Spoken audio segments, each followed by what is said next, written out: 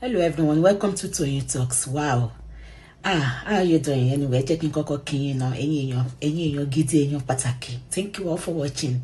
Thank you for following us. And if you're new here, we say you welcome. Thank you for joining us.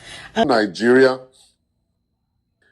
He will be visiting Nigeria to actually make a kind of a business transaction between the dealership and himself before he will come back, and they will now sit down and now start doing all of the legwork and everything.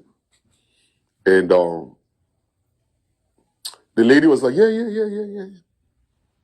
And she picked her bag and she went to California for a job, whatever, conference, whatever they do, because she's one of these, highly placed executive officers with a big company. So that was where she is, and she messaged me. And Dr. Shola, I said, what? He said, I'm in California. I said, oh, good. I said, for work. So he said, everything's going good between me and the guy.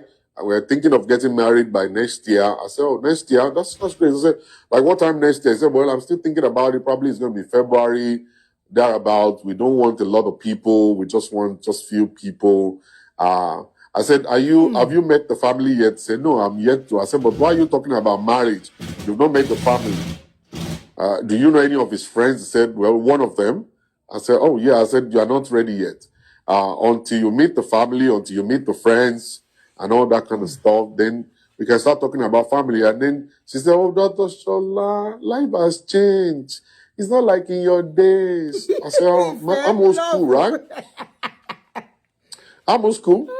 He said, yeah, it's not like that. That's what that we have agreed we would do it, right? Family, we only support. We don't need them.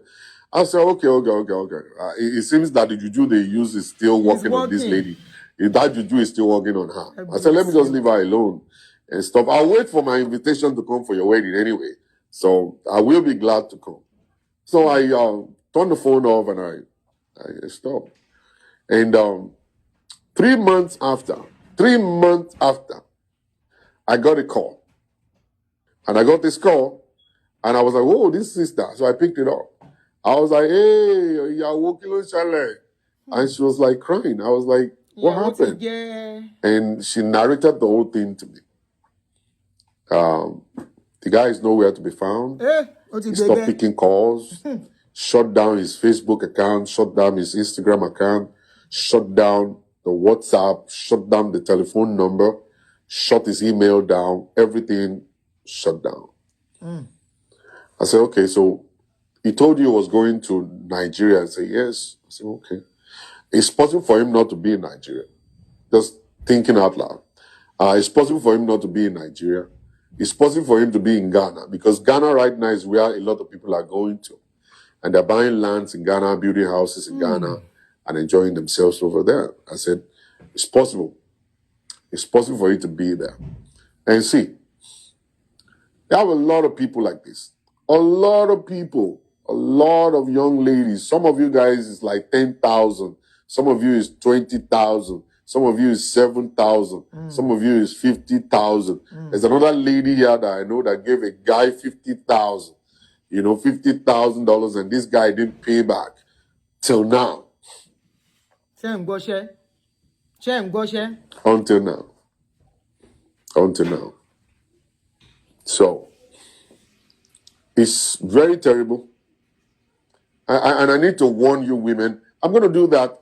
I need Sassy to make that request to come on my live show. Let's say our own story. Let's say our own story first before I will actually give my my counsel. Please, you can make that request right now so I can add you quickly. Somebody said, where did they get this kind of money? You can make that request so I can add you. She's been working for long, and probably she doesn't have any money to spend the money on, so she's able to save. Oh, you're wasting my time. Where are you? Make that request. If you don't have somebody to spend money on, she's the only one. She will have enough money to save, and she has a good job. So you can't say, where did she get the money? She didn't steal. But the guy collected the money and relocated back to Nigeria and, excommunicated her, and that was it. She didn't get the money back. She didn't get to see the man. But honestly, I don't know what her situation would have been how she would have survived it. That was a huge money. She lost relationship. She now lost such money. Honestly, that was a sad one. So this is another life story that you're about to listen to. This one actually called into the show, brought out her face and narrated our own story. Our own is even more like, just listen. Quest real quick, let's bring you in. So what am I saying is that there are so many people, men and women that are out there, they want to take advantage of other people. Out there, they're planning. You don't know their plans. They are doing their investigations about you. They know exactly your weak points. They know exactly what to tell you that will make you fall for them. They know exactly what to tell you to collect your money. They know you so well. And that's why Yoruba people will say, you don't understand it. That guy you're dating right now is only learning some things about your life. That guy, did you make the request? I didn't see it. Let me see. All right. I should have even recorded this one. It's something that you don't know. And you don't want to fall victim of it. You have to open your eyes. You have to open your eyes. All right, Good evening, sir. How are you doing today, Mama? I'm fine. Good evening. Good evening. Where are you collecting from? Lagos, Nigeria. From Lagos, Nigeria. All right, you want to tell us your story? Go ahead. Tell us your story. Okay, so my story goes like this. I met this guy online, 2019, and we spoke for like 3 months. I came from Abuja. I was based in Abuja then. I was working in a bank. I came from Abuja for a training. So I met him online and we started talking. He said he loves me, he likes me. I said, you can't love me. Under how many weeks? That in short, I'm not based in Lagos. I'm based in Abuja. By next week, I'm back to base. Yeah. Excuse me. So he followed up communicating and said, he comes to Abuja once in a while. He's into real estate and all that, furniture, interior and all that. So when I got to Abuja, he called me. Have you landed? I said, yes, I've landed. He said he is coming. He would like to see me. But I wasn't feeling him. I said, no, I'm not seeing you. That one passed. Yeah. After how many months during the lockdown, I now saw a film, Yoruba movie. He acts Yoruba movies. So I now chatted him up. I said, oh, you're an actor, you act. He said, yes, he used to, but these days he focused more on business. And that was how we started talking. We were talking for months. And the next thing was telling me he likes me and all that. I said, I'll be coming to Lagos once the lockdown is lifted. We'll get to see you, we'll talk. Even before I came down to Lagos, I started begging me money. Told him the mom is sick, he has a job to do. Then he'll be fronting with his friend's office, the furniture office. You see chairs, beds. You tell me these are. I'm telling you. See, Pastor Shala, I'm not joking. I married him. What's the guy's name? No, it's not. I married him. I'm not joking. What is his name? Is he an actor? Is that a Yoruba movie, right? No, his name is Femi. So he'll be fronting with his friend's shop. I do this, that. Customers are not coming because of the lockdown. Business is down. And as I came to Lagos, the first outing we went for, he said, my card. I don't know what's wrong with my card. That was the first sign. So I paid. And I went back to base. When I came, I said, where do you stay? And he said, let me even get to know your house. He was doing me like this. So he now called me and said, he's not feeling fine. I said, okay, tell me where you stay so I can come there, make a soup for you, stay with you. He said, no, that is fine. He's going to the shop now. Every day he does video call from that shop. Every day. He would do video call. He would telling the boys, hey, buy. No, buy, call. Buy. I didn't know he was not the owner of the shop. He said he was working with his cousin, that they're working together. You understand? So later when I went back to Abuja, the guy started telling me that he wants to set up his own space, he wants to get married to me, he likes me. And to be honest, the guy is a fine boy, tall, very handsome, but not educated. Is he acting movie now? Is he acting movie? I think the last one he acted was 6 years ago. I've not seen him act any. They don't catch him with that. They don't catch him. They never catch him. I heard he's in the UK now. Another girl don't follow that girl. Oh. So and that's how we started dating. You too. You fell for fine boy. You fell for fine boy, right? No, Pastor, I was desperate. I I was already 39. Okay. No, I was 39 already. 39. I was desperate. Yes, Okay. I was 39 at that time. So I wanted to just settle down. I said, I have a job. At least this guy is like, he's doing something. We can work things together. So all right. I sent him money. So, okay, take money, get a space, get your own space and start building yourself. He didn't get any space. He squandered the money. So he was telling me he had a car that he drives a Matrix, but the car is bad now, at the mechanic. So me, I felt, okay, at least this one get waiting in they do. I come to him and say, I miss if I drive. And I said, go and show me your car. Let me see. I took him outside my house. I was in Abuja. I was videoing my car. And I said, how much do you earn? That's why you asking me how much I earn. I said, I'm a banker. I'm a salary earner. I don't have any other business, but I know how to package myself. And I said, you travel out. That he used to travel out. So he was telling me things. So me, I was feeling free. Telling him, thinking thank you. So at the end of the day, the following year, he didn't even have a house in Lagos. He said the landlord, he had issue, this and that there's now sold one business idea for me. Wow. So the business idea, they said, this is a short-led business that called me take you around Lekki. So we came down. I came down. He was taking me around, showing me how this business is moving. That if I invest in this business, that we don't the rollover, that by the end of the year I'll get my money back. But I went to the bank to take loan. Another business. You went to the bank to collect the loan. I swear to God, I'm still paying that loan till today. Till today. How much did you collect? I don't want to say it, but it's not up to what these people are spending on men. No? So, okay, let me just say, she set me back by just 20 million. I know some people, they will say it's not much, but for me, it's really much. 20 million is a lot. My life saving is a lot, honestly. Yeah, that's a lot. Yeah. For a salary earner that's been hustling for the past 16 years, gathering, doing my investment, it's set me back. Fine. That's like $10,000 is 16 million. Nigeria don't bad now. The currency at that time, currency was about 350. Yeah, that's a lot of money. That's a lot of money. It was about 350. It's not now that it's 1,700. It was about 350. Yeah. Then, so that's how I went to the bank, open account. I was even calling my friends. Hello, Lenny. I want to do one business. They were saying, Rita, I say, I want to do one business. It's hot. I want to pay for this house now before they will take it. And I asked, okay, how much do you have to contribute? Say, I don't have anything. I say, I want to do business. So how much are you bringing? He doesn't have. That he knows I'm working in a bank. I have access to take loan. That's how I collected loan. Wow. And the following year, he came to Abuja. He didn't have a house. I housed him. He stayed in my house, eating my food. I was giving pocket money. To tell me he's going to see one house in a That guy must be very fine.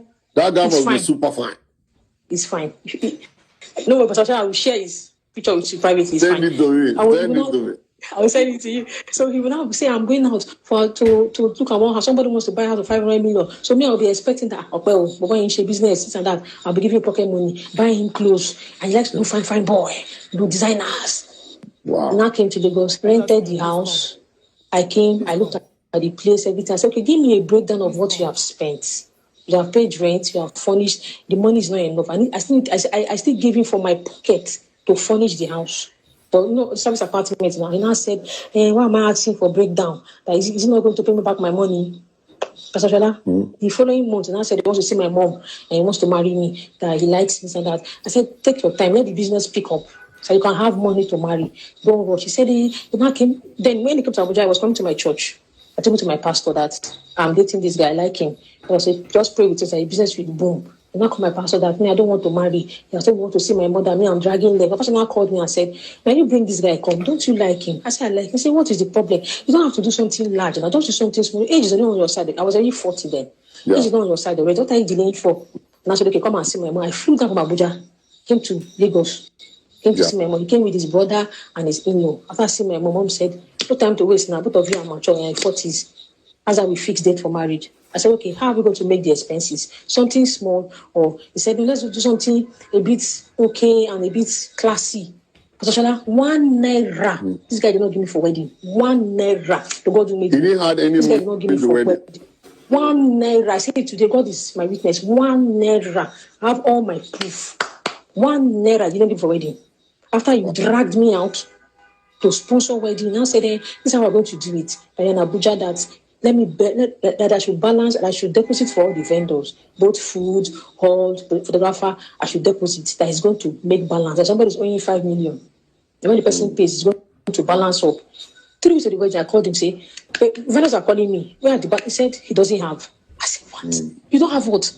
Oh, you want to deceive me? Don't see Maga. And I called my mom. I said, Mommy, I'm canceling this wedding. And this guy thinks I'm stupid. My mother was not begging me. Please. What people say? My other, my first daughter is not married. Please just squeeze yourself. I know you can manage yourself. That's how I paid balance for all the vendors.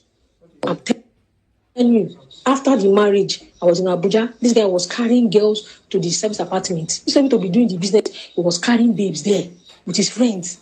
I was not seeing money because I was not managing the Airbnb and the Booking.com account. Booking.com will call me and tell me, I need to make payment for. I said, but nobody came to the house. I will call him. He say, I forgot to tell you that people came to the house to book. I will say, how can you forget to tell me? I know I'm paying back this one from my salary.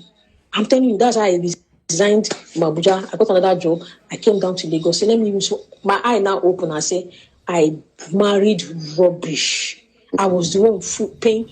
You just call me. I'm in the office, so you call me. DSTV has finished, though. I will pay. You call me. Gas. I'm not joking, though. I'm not much to say. Doesn't want to do anything. Gas is finished, though. Get man to go and buy. At a point, I was now frustrated. I was working in a bank. I was PA to the MD of one of the big banks in Nigeria. I couldn't function. When they say mental health, and another thing, the guy could not even father a child. So I was just wasting my time. I got to. I'm telling you. You couldn't, as in like the sperm is not working. Yes, and he was not even planning to do anything, and that's how I resigned that job. I said, okay, let me face this business. Let me see if I can grow the business and make money. For me, a business I do not understand. That's how the business packed up. I could not be able to rent for the business. You didn't even get blessed with a child in this whole relationship. I was running from pillar to post. In short, what men do, and it's very bad, honestly. You don't let somebody, don't deceive. Look at the story you just said now about the woman that if somebody took 330 million from her, you want to kill the woman. You want to kill her? Mine is even small. Mine is even small. How many years? This story is how many years now? How long has it been? I left in 2022. I left the marriage 2022. Wow. He was nowhere to be found. He was gallivanting. He would tell me his friends came, they are going for something, they will leave the house. He was away. I packed out. I told the security man, I said, I'm leaving now. Rent has expired. I said, you see all these things I'm packing out? We're living in a 4-bedroom duplex. I furnished it. One toothpick, this guy did not buy. Toothpick, he did not buy the house. I cleared the house. I carried truck. I cleared the house. I told the people that these things I have, that are in my name. I bought them.